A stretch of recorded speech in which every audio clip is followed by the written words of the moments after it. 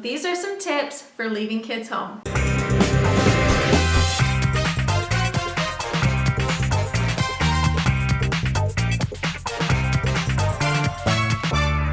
Welcome to Traventures, your #1 source for family travel and information. In this video, I just have a couple of tips of how you can leave your kids behind and go have an awesome time on vacation.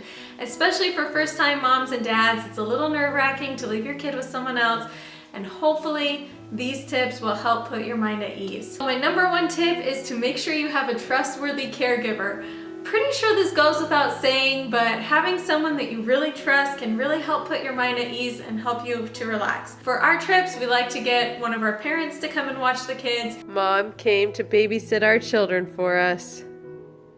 We know that they have our kids' best interests at heart, and so we completely 100% trust them to watch our kids while we're on vacation. The next thing I would recommend is to leave a schedule, even if it's as simple as wake up, take a bath, feed them a bottle, put them down for a nap at this time.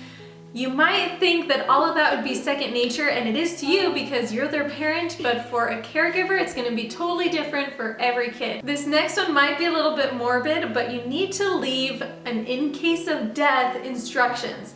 Meaning, if you were to die, who gets your kid? What happens if you die while you're on vacation?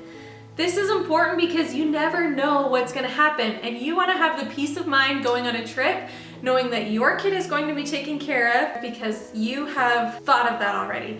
It doesn't necessarily have to be an official will, but at least a piece of paper describing what you want, signed at the bottom with a date. Another thing you wanna have is a medical release form. This will basically give your caregiver the authority to act medically for your child.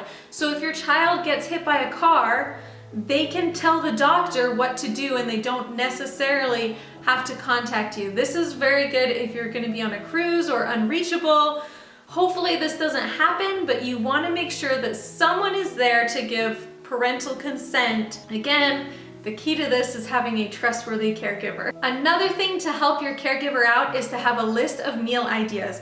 You know what your kids like and what they don't like. You know what's easy to make in your house and what's not. So if you really want to help your caregiver out and make sure your kids have the best experience possible, give them a list of meal ideas, things that you frequently throw together, easy meals, maybe more complicated meals. That way they feel like they have the tools to succeed. Another thing you don't want to miss out on, especially if your kids are a little bit older, is a list of rules. If there's no food in the living room, make sure that your caregiver knows that, because your children might try and convince them otherwise. You want to make sure that they have all the tools to do your job the best that they can. Another list to consider giving your caregiver is a list of fun ideas. Especially for us, our parents live far away, out of state. They have no idea what there is to do in Michigan, whether it's just playing in the yard or going to the zoo or having fun in the house. They don't know what to expect. So having a list of fun ideas that you approve of can really help make their stay easier, and the kids have a lot more fun because they know what to do. No. Grayson. Now we have a Boo Bear and a Sienna burrito. We have both burritos. Baba. He's Baba. Another thing you might want to consider is having a way for your kids to count down the days until you come home. We got these little tiny boxes from Amazon and put chocolate kisses with a little note inside of each one for our kids to open every single day. And if you're like us and kind of nervous about leaving them and want to make sure they feel like they haven't been abandoned, then one of the great ways you can do that is to have some way to express love every single day, whether that's a text message or pictures, or since we were going to be unreachable, a little note that they could open every day that I had written beforehand. The other one, make sure you say I love you before you go. Leave on good terms. Don't have a fight with your kids and then walk out the door for 3 weeks. Love you, buddy. Love you, sweetheart. I love you, sweet girl.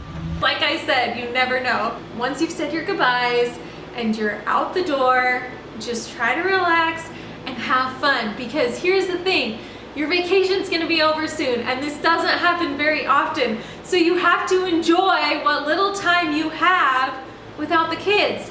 Reconnect with your spouse, go on an adventure, do all the crazy things that you can't do when your kids are around because you have the responsibility of being a parent. This is your time to go a little crazy. So take advantage, quit worrying about the kids. You have done everything that you need to make sure they're taken care of, especially if you follow this list. Thank you so much for watching. Please be sure to like, comment, and subscribe so that you can go on our next Traventure with us. Also, if you want to see how we were when we left our kids, when we headed to Puerto Rico, you can check out our family vlog. I'm going to post a link specifically to us leaving our kids to go on a Caribbean cruise as soon as this is over.